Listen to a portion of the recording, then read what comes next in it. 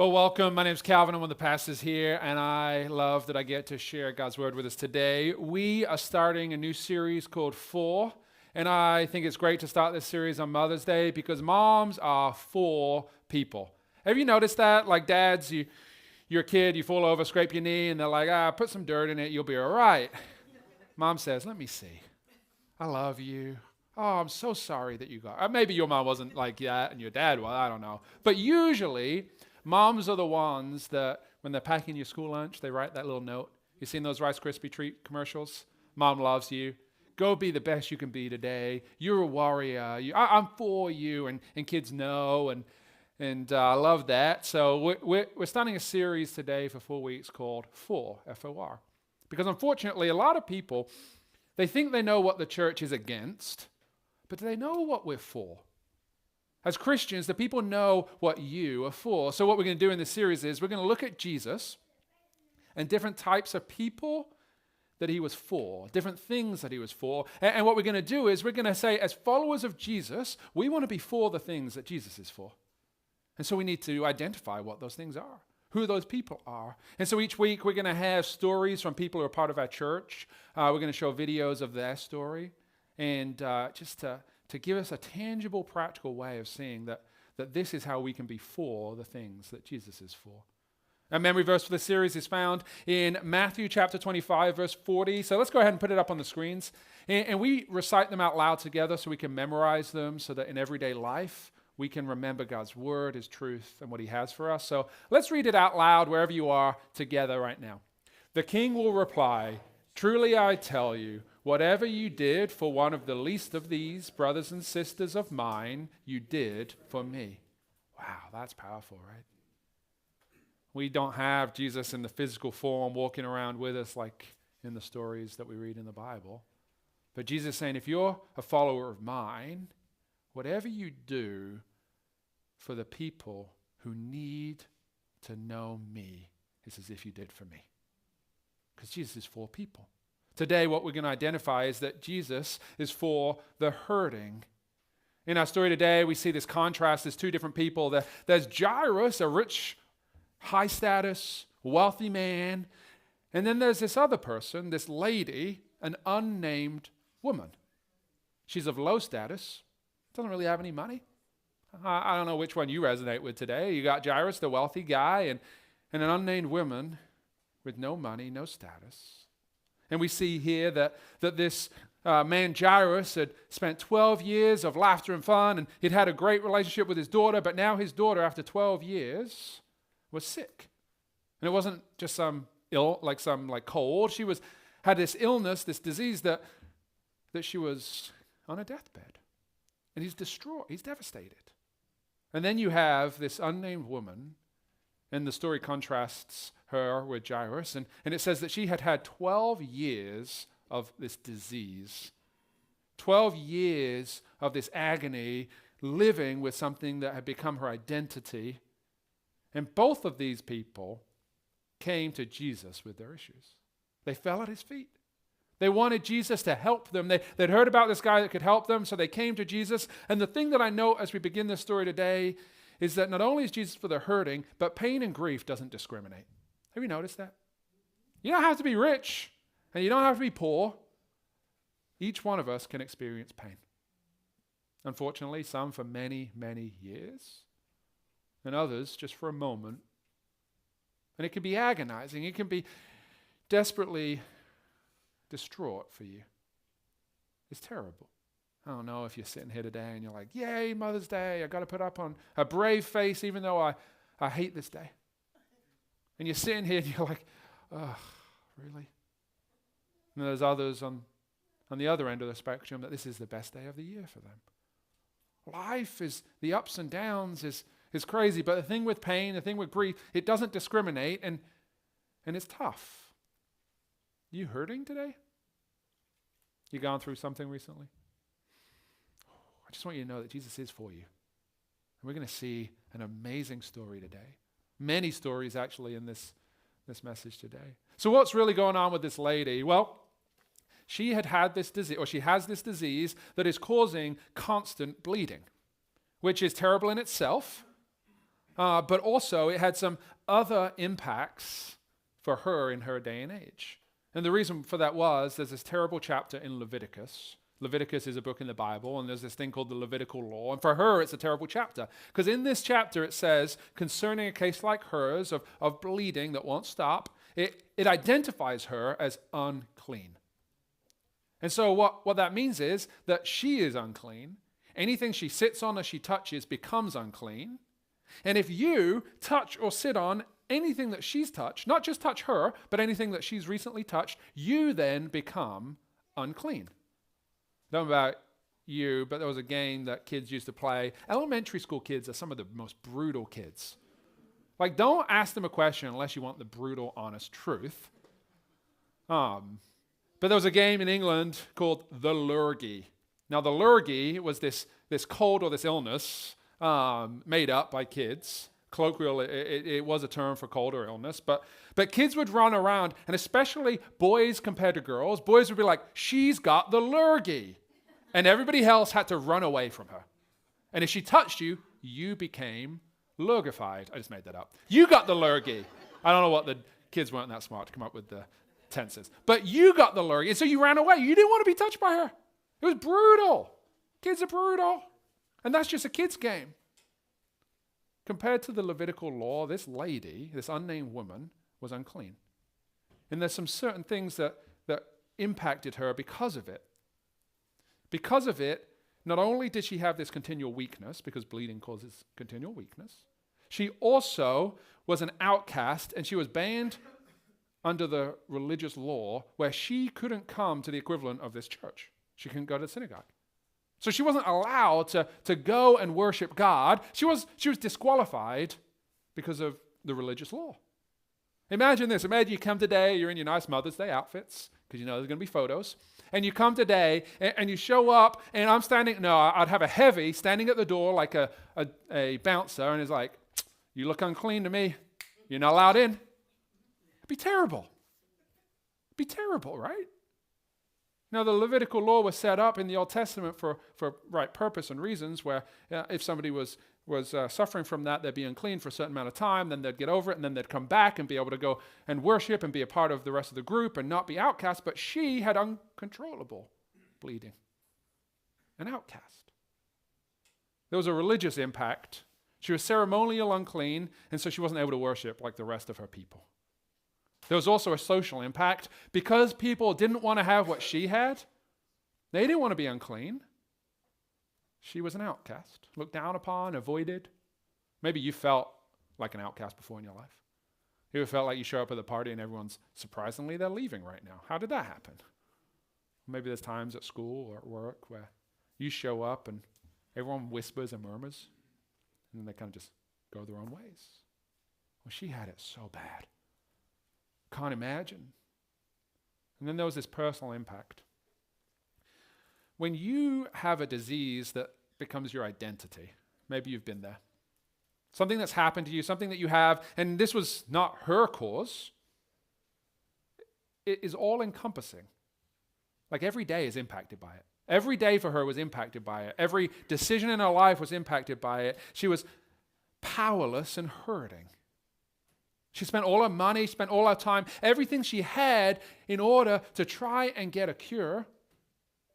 The state she finds herself in, discouraged, desperate, lonely, isolated, all because of her illness. Now maybe you're sitting here thinking, that's me. Well, you know that Jesus is for you. This is what the message is about today. Today we're saying Jesus is for the hurting. Now sometimes we're like, we compare our hurts to others. Well, you know, it's not that bad. I'm not as bad as them. But it impacts you. Her story was dramatic, had many impacts. It was terrible. But you don't have to be an expert to understand the severity of the impact of something like this. Loneliness, isolation, the desperation.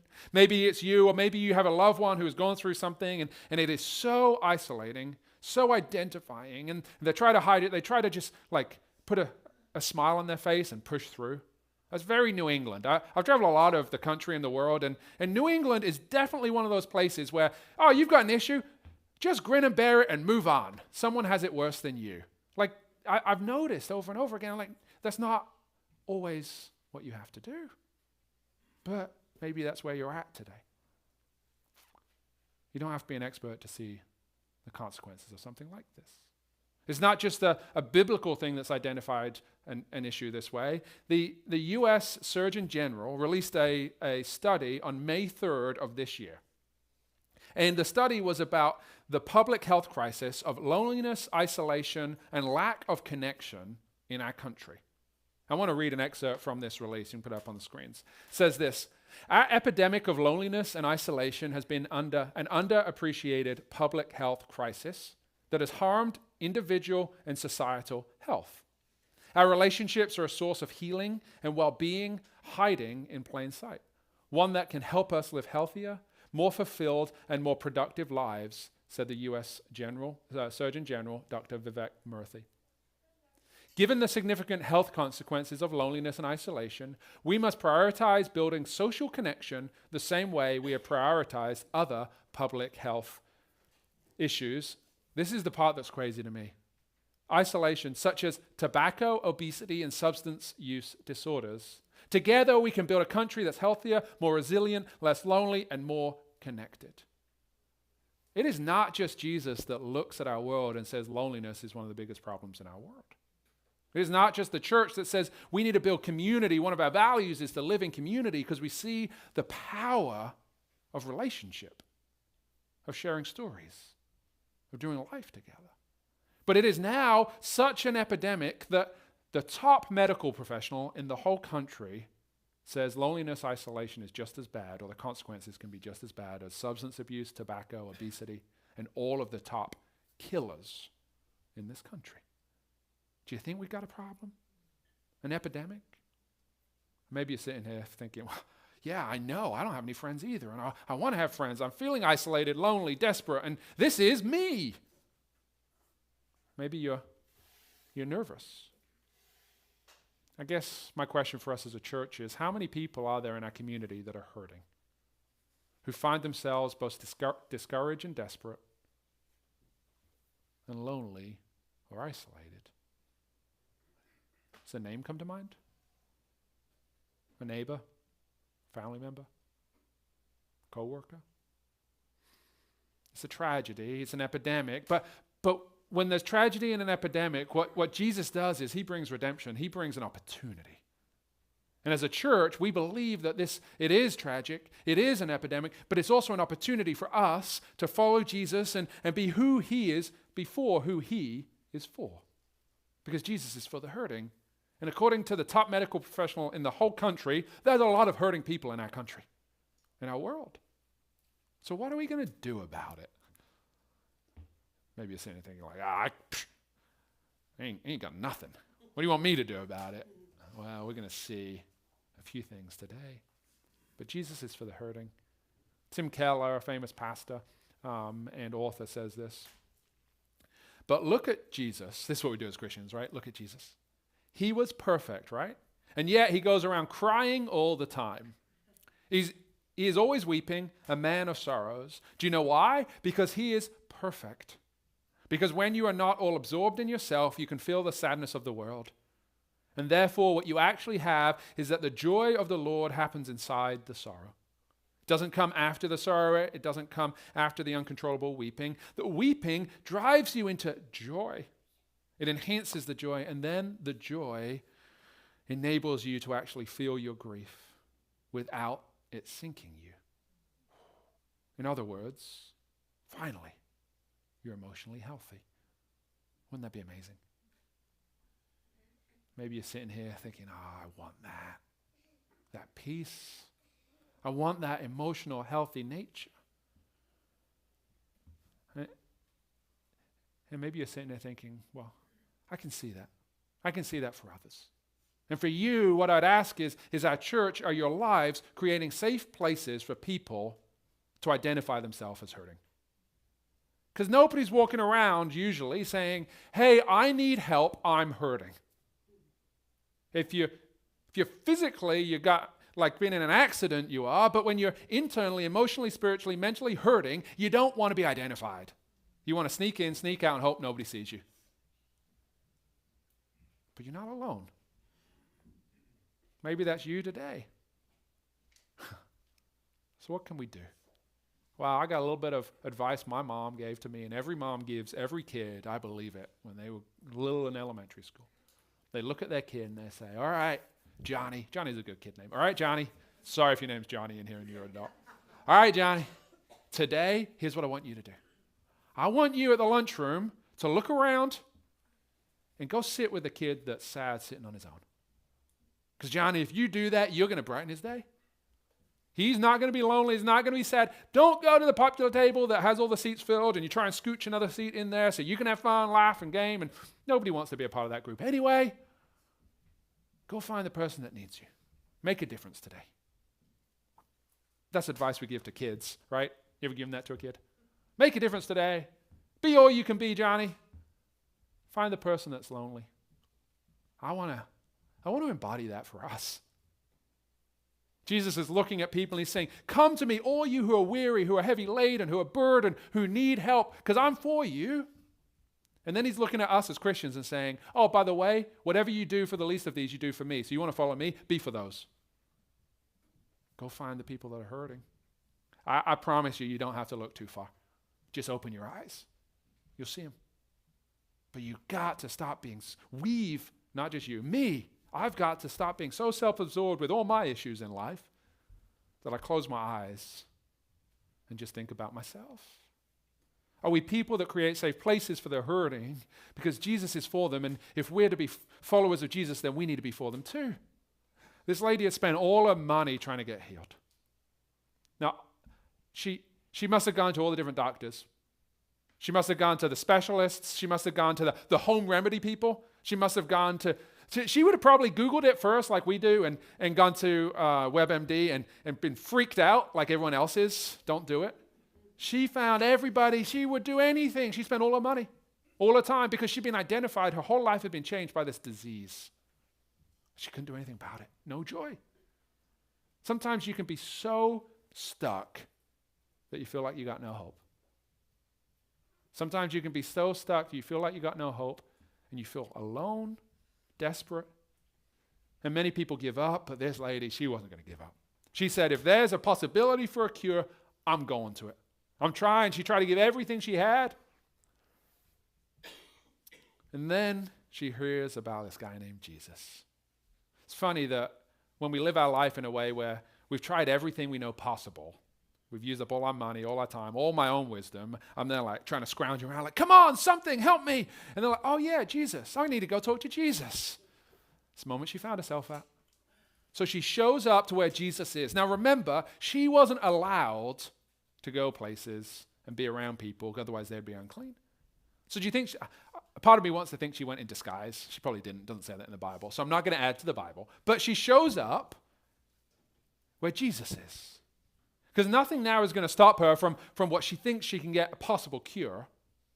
And so she's not going to let the crowd stop her. She's not going to let her status and making other people unclean. She's not even going to let permission stop her. It's not like she went up to Peter, one of Jesus' disciples, and said, hey, Peter, can I see Jesus for a few moments? Can I get a coffee date on his schedule? I'd like to meet him and talk to him. I need his help. No, she just went to Jesus.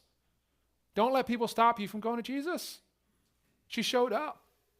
And what she said is, nothing's going to stop me. And in Matthew 9:21, she said to herself, because nobody would listen to her, she had no one with her, no support, no structure, nobody that loved her so much so. If only I touch his cloak, I will be healed. What faith. Jewish men back then, they wore these different clothes, they wore these garments, and you can put this photo up. One of the things that they did was they would wind up rope that's blue and white, and they would have it coming off the corners of their garment, and it would remind them to obey God's commandments every day. This was a part of what they wore. And so this is probably what she touched. In desperation, she didn't go and like bear hug Jesus and tackle him to the ground. That's what I would do. I'm like, I need your help. I got you. I'm going to have you like, whatever you need to do, Jesus, even if you need to spit on me, spit on me. He did that in another story. Even if you need to spit on me, just go. I want to be healed. No. Such a slight but deliberate touch. Most people wouldn't even know if you touched that, right? Maybe you've been traveling around and you've been to cities and different places, and pickpockets are really sneaky. They'll like touch you on one side and reach their hand in your pocket and pull it out because you're distracted. This touch was so slight, so deliberate, and yet so powerful and symbolic. This is Jesus. Because she wasn't able to be religious. In fact, she was disqualified from being able to go to the synagogue. So religion disqualifies her, but she still showed up to see Jesus. She'd heard these stories of a guy that could help her, and man, she needed the help. Isn't that so relatable? Maybe for you, it's not an illness, a sickness internally. Maybe for you, it's an emotion. Maybe for you, it's a disorder, a relationship. Maybe for you, it's something that you become identified by because of a mistake you've done in the past. Well, Jesus is saying, come to me, touch me. I'm here. You're not disqualified. You're not alone. This is revolutionary because when religion disqualifies, Jesus invites people in. When the crowd parts, Jesus stays still and says, come to me. When everyone else disappears, Jesus is the only relationship that will never let you down. That's Jesus. He's for the hurting. This is why it's so important for us as Christians, as followers of Jesus, to share our faith stories. Because there's people in our world that are hurting, but they think they're disqualified from a relationship with Jesus. They think, not me. He doesn't love me. He could never help me. I've done too much in my life. This is all well and good for those church people who have lived church lives. Just talk to a church person for a little bit and you'll hear how not church they were at one point in their life. But it's not for me. There are people who are hurting, but they think they're disqualified. And what happens when they do that? When they get the call from Jesus, they hit ignore, wrong number, that's not for me. Nope, sorry, Jesus, wrong person. And then they go look for healing in other places, release in other places. They're searching for help elsewhere when all they need is to meet Jesus. This is why we want to share our faith stories. Because we are a testimony. Each one of us has a story to share about what Jesus has done in my life, in your life. It's the example. Religion often disqualifies people. It did right here for this lady from the Old Testament Levitical law. But Jesus says, come. So she does. And Jesus heals her because Jesus can heal. Both physically he can heal us, but also spiritually. Maybe for you, you've never accepted Jesus. He can heal you, invite you in. Touching Jesus' garment immediately stopped her bleeding. Immediately. But then Jesus stopped too. Imagine this, hustle and bustle. I think in the terms of movies, because I like movies, and so I can just imagine that there's this crowd and Jesus is walking, and I don't think he's like the celebrities that walk with guards either side of them, like no one come near them and touch them. No, Jesus is walking around, his disciples, he's mingling, hustle and bustle, bumping him this, that, the other, and this lady comes in. She's trying to be sneaky. She's like, if I can just touch him, get healed, and then I'm out. Maybe you've done that before. You've gone to a church and you're like, all right, if I can just get in and get out, nobody notice, I'll be much happier. And so she gets there, touches him, and then you could probably cut the tension with a knife because Jesus turns and goes, who touched me? I don't know if he said it like that. You can't really tell in the script. Maybe he's like, who touched me? And he probably looked right at her because it's Jesus. It's not like Jesus like, oh no, someone touched me. Who was it? I don't know. No, he knows everything. Jesus probably looked right at her and goes, who touched me? And then you get Peter. I resonate with Peter. I think a lot of Christians are like Peter. Peter's like, Jesus, problem solver Peter's here. This is a crowd. When you walk through a crowd, lots of people accidentally bump into you. I know you're a little bit of a diva, Jesus, but unfortunately, people love you and they accidentally touch you. That's what happened. And Jesus is like, no, Peter. And I don't think Peter talked to him like that. But he looks at him and goes, no, Peter.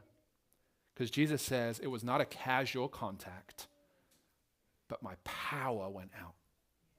It was a faith contact. Somebody knew what they were doing. They deliberately, slightly touched my cloak because they wanted to receive healing, and I want to know who it is. I'm asking. Charles Spurgeon talks about this, and he says this: "It is not every contact with Christ that saves men. It is the arousing of yourself to come near to him, the determinate, the personal, resolute, believing touch of Jesus Christ which saves." There's many people in our world that have been around Jesus. They're around Christian parents and Christian families, and they've seen him, they've bumped into him, but they've never made that deliberate touch to say, I believe Jesus is my Lord and Savior. He can heal me. This is what sin does. It says, you have a problem. It's a sin problem, a heart problem. We've all sinned and fall short of God's glory. We make decisions against doing things that God wants us to do and not doing things that he does want us to do. And what happens is when we do that, it causes this division, this separation from God. But Jesus says, you don't have to live that way anymore. Come to me. Touch me. I can give you healing. And this is what's going on right here. Verse 47 says, seeing that she could not go unnoticed, because remember Jesus, who touched me, looking right at her, she came trembling and fell at his feet. Now, this must have been her worst nightmare. All eyes were now on her. The whole crowd looking at her, Jesus looking at her. She falls to his feet. Think of the emotions she must be going through. I can't even fathom it. I don't understand what it was like going through what she was going through physically. Many of you guys do, but I can't. But maybe you have something similar in your life that it feels overwhelming and you identify based upon this issue that you have. She must have been devastated and yet excited. We can have more than one emotion at once, right, guys? There's multiple emotions going on. She's just been healed, and yet now everyone's looking at her, and she was the unclean, dirty woman. And she comes to Jesus, and the crowd must have parted. They're like, oh, there she is. Don't become unclean. And it parted, and yet Jesus stayed still. Now, I don't know if it was shame, if it was surrender, if it was humility, if it was just being overwhelmed. She fell at his feet.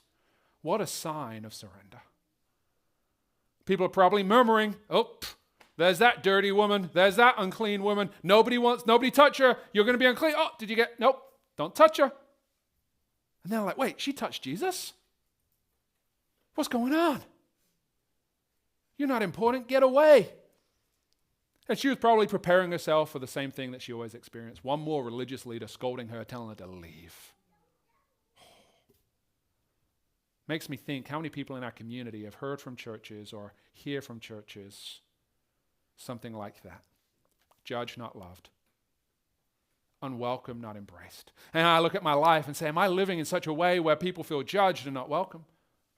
Am I living in a way where people feel like their hurt is something they've got to hide rather than identify it so they can receive the love of Jesus through me? And it breaks my heart, and I hope that I don't live that way. Hope you don't either. Jesus is for the hurting. I hope that our church, that your life is a place where hurting people feel welcomed. It's one thing to say we love people. A whole nother thing to live it out, right? Are you living it out? So why does Jesus call this lady out? Was it to embarrass her even more? No. He wanted to give her an extra blessing, and he wanted to teach a lesson because Jesus, oh man, he teaches some great lessons. There's 4 amazing things that he does with this woman's story. The first one is Jesus brought her closure. Because she touched him, she felt healed, but do you think she would have walked away wondering, am I really healed? It's been 12 years. Is this momentary? Is it going to come back? Now she's going to, if Jesus didn't stop and give her that closure, she was going to live the rest of her life wondering, was I really healed? Like hearing the doctor say, you're in remission. Seeing the scans that are cancer-free, you are healed. What a relief. Jesus gave her closure. Maybe that's what you need to know today. You feel disqualified, hurting. You need to hear that Jesus can give you the closure to know you have the assurance of being spiritually, internally saved. You don't have to feel broken anymore. Jesus can do miracles. He can heal you. You can be physically healed. But it all comes with falling at his feet. Mark 2:17 says, you're not disqualified. Jesus says, it's not the healthy who need a doctor, but the sick. I've not come to call the righteous, but sinners. Me, you, everybody who doesn't know Jesus. Jesus came to call us into relationship with him to have assurance of eternity and know that we are saved. And then secondly, we see that Jesus then vouched for her. Growing up, I wasn't really the tough kid growing up, surprise, surprise. And I was playing basketball one time in middle school, and I accidentally went up for a rebound and accidentally elbowed one of the tough kids in the head. And he looked at me and said, "I'll see you in the locker room after the game." Oh, no. Nah, that's not great, right? And so I get into the locker room, and he's standing there waiting for me. I'm like, oh, here we go. But then in walked, I'm not going to say his name, this goes online. I'll call him Steve. Then walked in Steve, and Steve looked at this guy, and he said, he grabbed him by, I'm not condoning this, grabbed him by the scruff of his neck, shoved him against the locker and said, "You don't touch him. He's with me." Oh, I was like, yes, I am. Let's go. Steve vouched for me. This is what Jesus does in our life. No matter what situation you're in today, Jesus can vouch for you. You with me? When our life ends, when the world ends, and we go before God, Jesus, you can say, "I'm with him. Let me in." Oh, Jesus vouched for her. Thirdly, Jesus rewarded her faith. Imagine what it must have took for her to get to that point. Jesus rewarded it. We may not have a strong faith, but we have a strong Savior. And Jesus then used the outcast as the example. Luke 8:48 says this. Then he said to her, "Daughter, your faith has healed you. Go in peace." Restored, healed. That's what Jesus does. He is for the hurting. If you're hurting today, he is for you. It takes repentance, a faith journey, asking for forgiveness, receiving Jesus as your Lord and Savior, taking that step of saying, "I am a believer, I'm a follower of Jesus." And for us as Christians, we need to make sure we're providing a safe place for people who are hurting to meet Jesus. Stop disqualifying the hurting. Stop rejecting them with the way that you're living. Invite them to know Jesus. They need it. We all have a story. Share your story. People can see Jesus through you. Jesus called her to step out in front of everyone and share her faith story. Not to embarrass her, but to bless her. A story showing faith in Jesus' healing power at work. A story showing that there's a better way that leads to life. A story pointing people to Jesus. And it's a story like some of our friends, Jeremy and Charlene's, with baby Mateo. My name is Charlene, and this is Mateo. And we have been coming to Beacon for a year.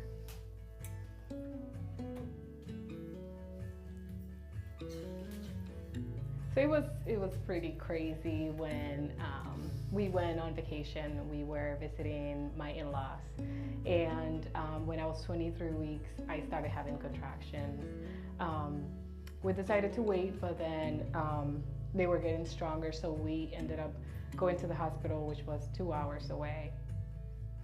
When I got there, they said, "Your water broke, you have to stay." It was pretty scary because they told me if at that time he was born, he only had like a 25% chance of surviving. Then I was able to stay pregnant for another week, and then they had to take him out due to complications when he was 24 weeks. So he was in the NICU the first week. It was fine. We thought, it's going good. We just have to stay here for a bit. But then I was discharged. We went into his room. When we got there, he wasn't breathing well. His blood pressure wasn't well either. And when that happened, we talked to one of the nurses. They did some blood work, and we found out that he had an infection. So, and then at that time, they did a lot of tests, and they did a spinal tap, and they found out that the infection was actually in his brain. It was pretty scary because he was only 1 pound and 9 ounces. So we were scary. The doctor said, "Hey, if he survives, he's going to probably not see, not hear the left side of his body. It's not going to move." They thought that he wasn't going to make it. So, but I trusted God, and I knew that God was going to be there, that he put him in my womb, and that he was going to make it if God wanted to. After a while, he had already been in the hospital for a month. He was getting a little better. There were still some complications, but he was a little more stable. So at that point, Jeremy went back home, and I really felt lonely because I didn't have anybody there with me. I was 4 hours away from home. But I prayed to God and I said, God, send people over. So there was a lady that I met there that she was Christian and she was discharged, but then Jeremy left on a Sunday and on Monday she came to visit. Then there was another lady that didn't know me, but she heard about our story, so she came to the hospital to visit too. There were some friends that drove 5 hours to come to visit too. And it was a really hard time, but we saw God in a way that we had never seen before. But then one day they said, hey, your son is going to be blind. We need to airlift him to Boston. Then I was like, okay, I felt my world crashing down again. So we went there. He had some injections in his eyes. He had to have 2 rounds. After like 6 months, he saw Mateo and he checked his eyes, and the way they were before to that time, he said it has truly been a miracle what has happened to your son. When he got closer to us going home, they found out supposedly that he had hydrocephalus, that his CSF was building up on his head. It was making his head big and pressing on his brain.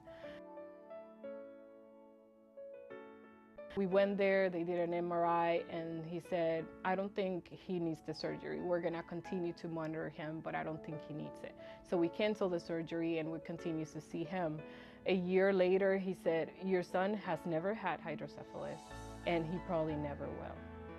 So, and yeah, it was a very tough time, but I feel like during that time, we needed that in a way to experience God's love and God's mercy in a whole different way. And to now be able to talk to other families that have gone through such a tough time and say, hey, I know what it feels like, but God was there with me. Yeah, if you know somebody that is going through a similar situation, or that you know that they're just hurt, I feel like first pray for them.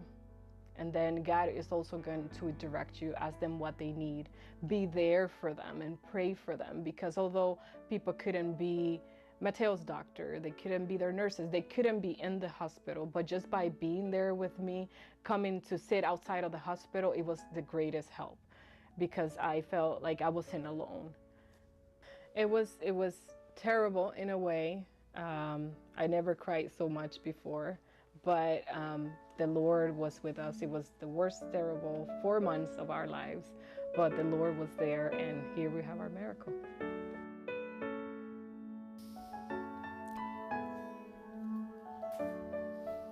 We have a God that is full of the hurting.